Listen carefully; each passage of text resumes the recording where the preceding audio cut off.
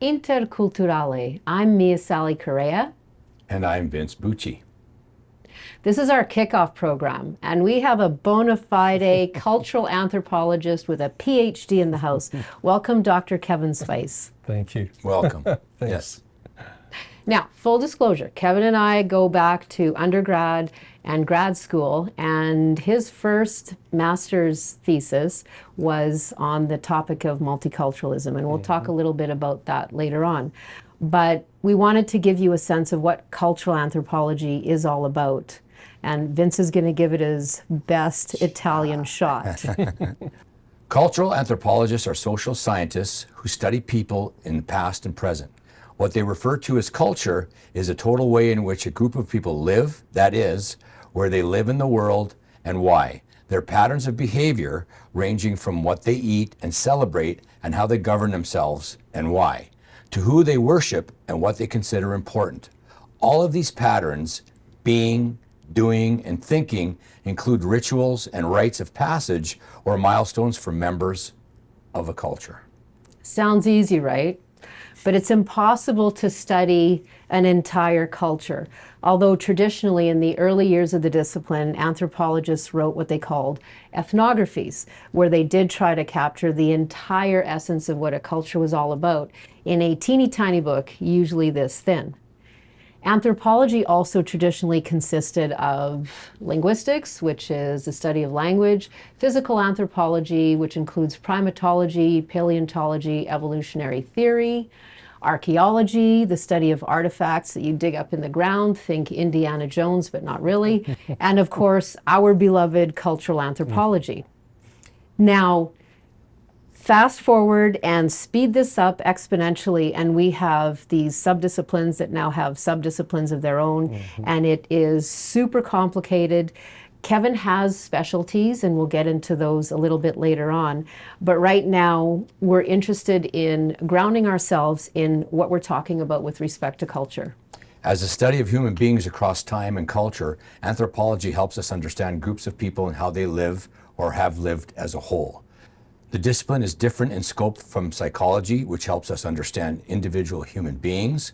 We are happy to have with us Dr. Kevin Spice, a cultural anthropologist living and working in Manitoba. And again, welcome, Kevin. Thank you. Thank you, Kevin. I am just going to give a very brief bio, because I know you're capable enough of telling us who you are and what you've studied and what you're all about these days. So, as I was saying earlier, full disclosure, Kevin and I were in undergrad together at the University of Manitoba, as well as graduate studies. We both have masters from the University of Manitoba, but Kevin went all the way, and he has a PhD from Trent University, and he is back in Manitoba living and working, and his primary area of focus is Indigenous studies.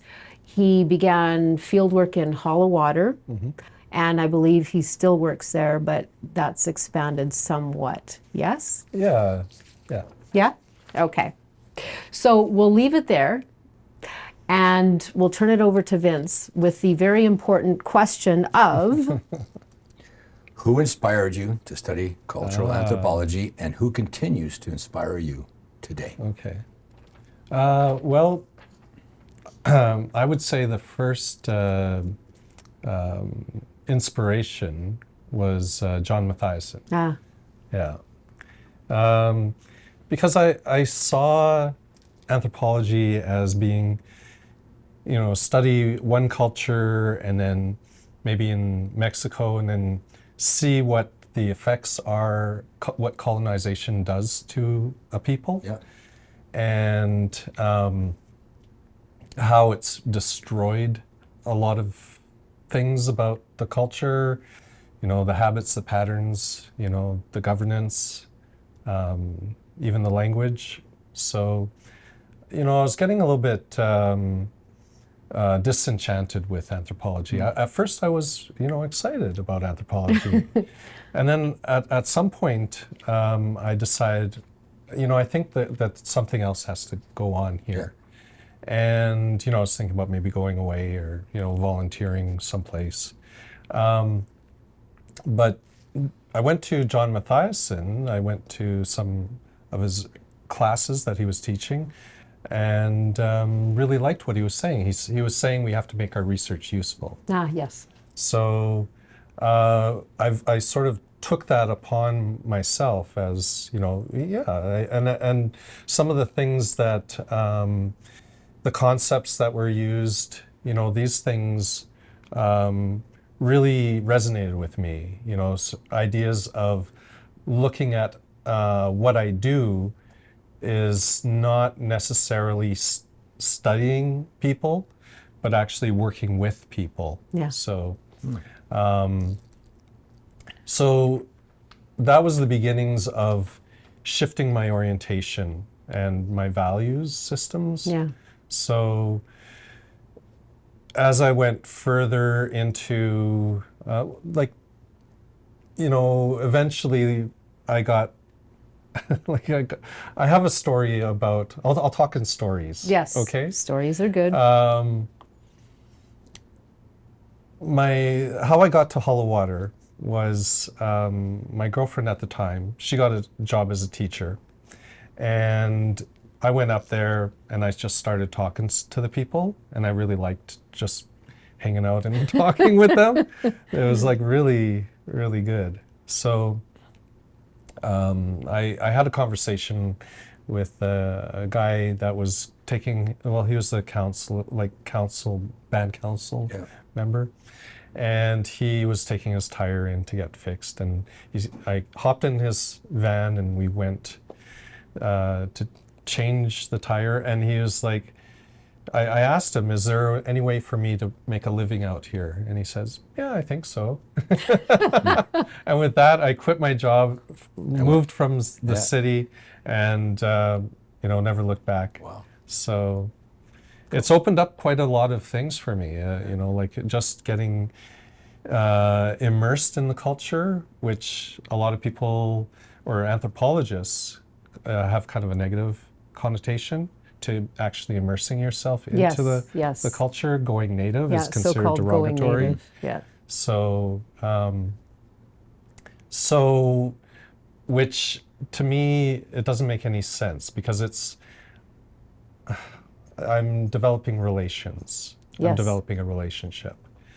So since I've been engaged with Hollow Water, as well as other communities in the north, that was one of the things I had the opportunity to work with Brandon University. So just working there, it gave me a new understanding of what was going on. And all the conversations I had, it was like, having coffee with someone, and someone says, yeah, I used to be this type of Indian, but now I'm different. And I'm like, why? And they say, Bill C-31. And I say, what's Bill C-31? And so I'd get into all this stuff that they would tell me. I'm like, oh my God, I don't know anything about this. And then I'd go back and I'd do research, and I've actually feel like I've done everything backwards. I've gone to the people, I talk with them, and then I study them, I do the research of what they told me, and then I teach it, and then I went to school for it. I never took a Native Studies course in my life. Yeah, I don't recall your having done that. So your day-to-day was like that. You by going backwards, you immersed yourself in the culture. Exactly. Which is an unorthodox approach to anthropology for Vince's, for his understanding, because he wasn't there with us. But it's not the way that things are typically done. Right. Yeah. So what do you do with the information you collect about culture? And do anthropologists follow any sort of guidelines? Oh, right, yeah. What do? I feel like what I do is I help facilitate their own understanding of themselves, and then they come up with their own solutions to address their own issues. Okay. So Yeah. I feel like I'm just like a facilitator or something. Yeah. Yeah. So, Yeah. or subversive kind of. Yeah. Subversive anthropology. That's what you were mentioning Earlier, before yeah. the interview. Yeah. I have an understanding of how you came to move from archaeology, because we Oh, knew yeah, each other yeah, back yeah, then, yeah. into cultural anthropology. But what is it about cultural anthropology as compared to archaeology or physical anthropology or even linguistics, which in my mind is super hard. Like that to me Yeah. is the most challenging subdiscipline in anthropology. Why did you shift that way? And then why did you go all the way to a PhD? Given your subversive anthropology and how you did everything backwards, Yeah. Yeah. why was it still important to formalize your understanding? The main thing was, like, I started as like a computer science at the University of Winnipeg. So when I became interested in psychology, philosophy, sociology, anthropology, I was like blown away by. I never developed that part of myself, uh, and I took a minor when I went to University of Manitoba. Took a minor in philosophy and a major in anthropology. So I think like the interest in people made that shift, like just I had these questions about, who I was, who people are, and how do they interact, and just had a lot of questions. Yeah. So, and I feel like when I went to Hollow Water, I had like this experience where it's simultaneous feelings of community and just wanting to run screaming from the community because I had enough of like the horror stories every day.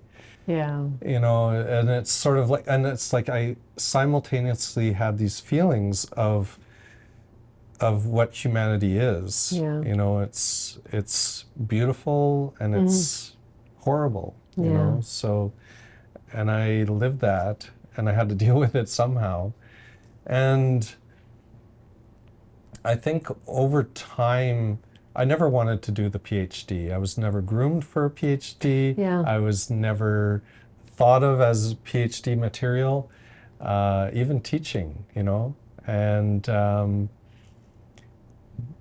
the people in the community, they convinced me. Yeah.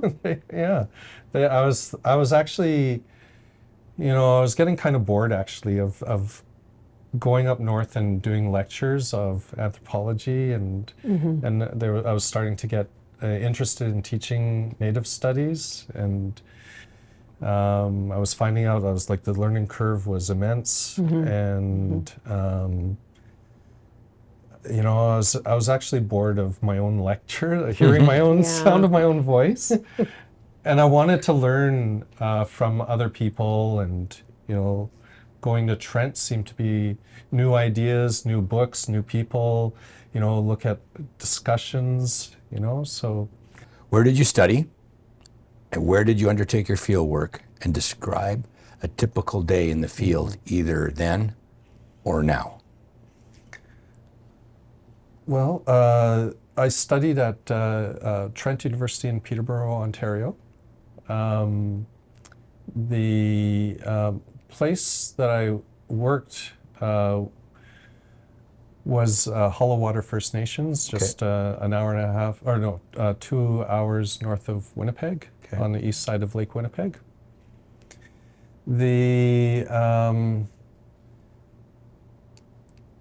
What I was doing, I had an idea of even working with John Mathiasen and being aware of, all the issues of anthropology, and I was thinking, how can I find like a people or a town that knows itself enough that it would it would resolve some of the issues that I was already thinking about. Like a lot of the times an anthropologist goes into a community and then they have an idea of what they want to study, and they study it and then they leave, and like the community's like, Okay, who's that guy? Yeah. You know, who was that guy?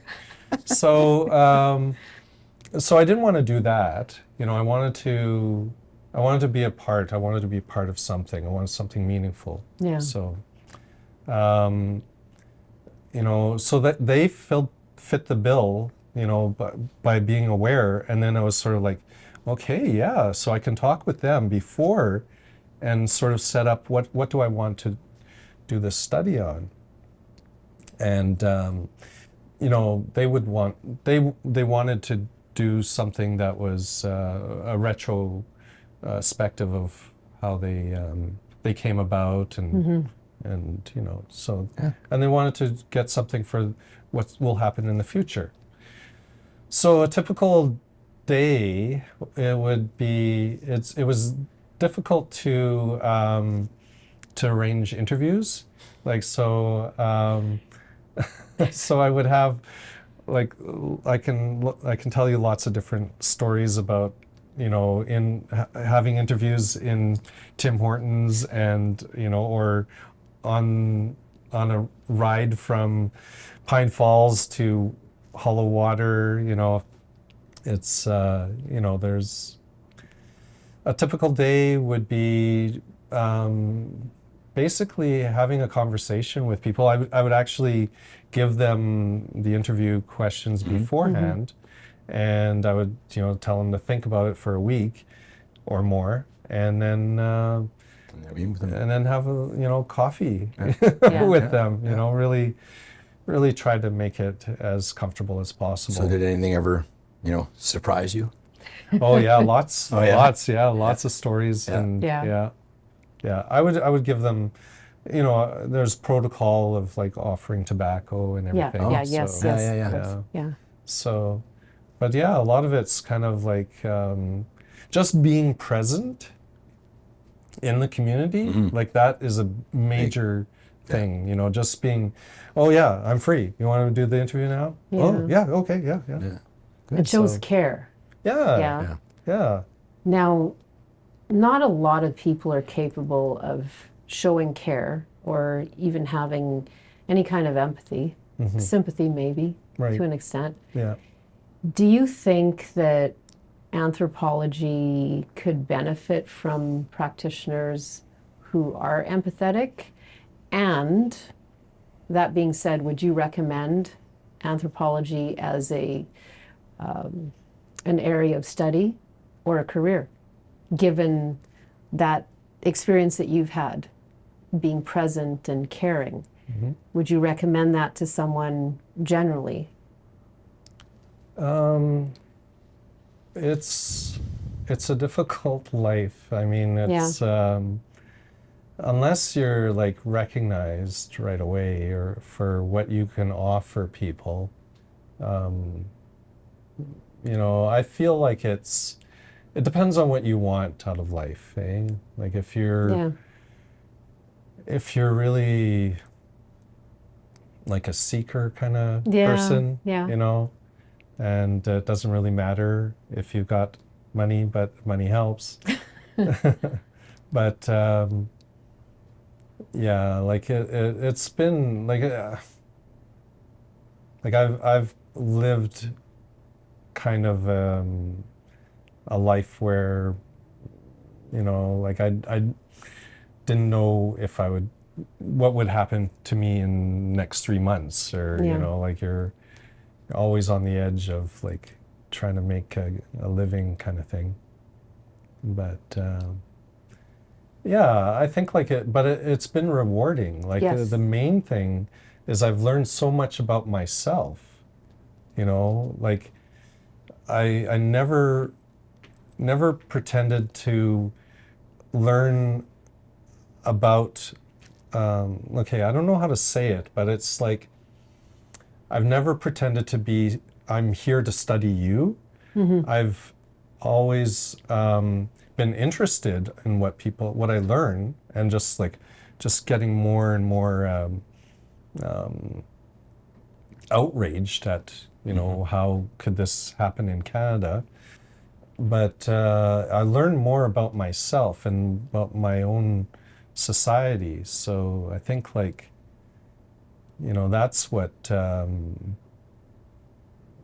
that's what I learned, and that's what I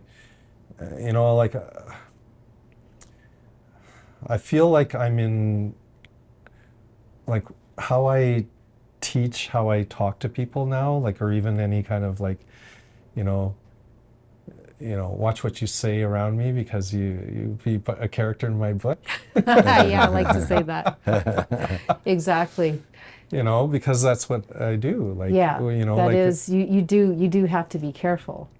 But I think if you're authentic, that there's maybe room for error. And what I'm seeing right now, I am so far out from the university. I graduated in 1995, and I did not go the full route. I went into government. Kevin went the full route. But when I look at what's happening with respect to cultural diffusion, which just means cultural patterns moving across different cultural areas, there's what we're defining as cultural appropriation, which is bad. And then there's cultural appreciation, which I believe is good. That's how human beings become better at what they do across cultures, across societies. Mm-hmm. But we've gotten them confused in the mainstream. And everything is now cultural appropriation if you believe the mainstream press. Right. Yeah. But that's not so. Yeah. Within what you were referring to as colonialism, how do we parcel out what's still good about human beings sharing good cultural practices, and what's bad about human beings stealing from other people and passing it off as their own? Right. For me, I think what I've done is I've developed relations, mm-hmm. And people ask me, can you sing? And then I say, I don't know. And then they say, yeah, come, sing, sit at the drum. And so I sat at the drum, and people, yeah, you're good, you're good. It's like, and I've never, worn something that's, but I know people, or I've been gifted things, so, and at certain times I'll just, pay homage to them and wear them at certain events that I'm invited to. And so, I think a lot of it's basically down to your relationship with the people. It really comes down to that. On that note, how can we improve mm-hmm. intercultural competence in society? And I've hidden the little kernel of how I think we should do it. I believe it's relationships. Yeah. I like your approach, but I've long liked your approach. So how do we, especially what Vince and I are doing right now, how do we get people to start appreciating cultures and understanding that people do think differently than themselves, and that's okay, mm-hmm. but you still have to have some kind of moral compass or a core of ethics to guide yourself as a human being? How do we do that? What's the balance? Well, your values change throughout your life. And I think that the way that you do that is, I think that I've been really blessed by taking anthropology. Yeah. It provided me with enough of the basics, the foundation for, cultural relativism, and, which is understanding, you don't have to agree with the values that are being expressed to you, but you at least have to pay attention to them and listen, and then you can make up your mind, Yeah. So, but I think like how do we do this on a grand scale? And I would say listen, meet people, think of things in different ways. Like it's and sometimes look at your values and rethink how things are. I really think it comes down to relationships and values, and I think like it's hard, obviously, to change your values. Like I grew up Roman Catholic. Yeah. So, and I distanced myself from the church. Yeah. At a certain point. Yeah. So, and then I started finding all this information about what was going on, and there's so like a lot of things were like shaken up and changed, and like it's not like I agree with everything that I have learned from Indigenous peoples, but for the most part I think like it's a very can I swear? We can bleep it out. We swear all the time. Well, I'm definitely enlightened. Thank you. This is our last question of the evening. Yeah. What advice do you have for us at Navegante Cultural Navigator, Sally and I, as we launch our show, Força Intercultural, in pursuit of building cultural literacy by sharing our film stories across cultures?